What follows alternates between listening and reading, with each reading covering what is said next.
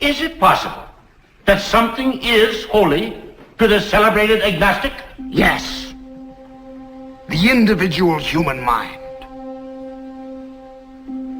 In a child's power to master the multiplication table, there is more sanctity than in all your shouted amens and holy holies and hosannas. An idea is a greater monument than a cathedral. And the advance of man's knowledge is a greater miracle than all the sticks turned to snakes or the parting of the waters. But now, are we to forego all this progress because Mr. Brady now frightens us with a fable? Gentlemen, progress has never been a bargain. You have to pay for it. Sometimes I think there's a man who sits behind a counter and says, all right, you can have a telephone, but you lose privacy and the charm of distance. Madam, you may vote, but at a price.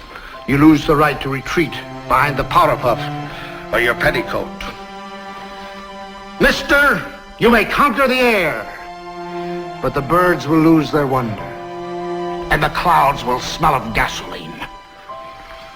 Darwin took us forward to a hilltop, from where we could look back and see the way from which we came. But for this insight and for this knowledge, we must abandon our faith in the pleasant poetry of Genesis. We must not abandon faith.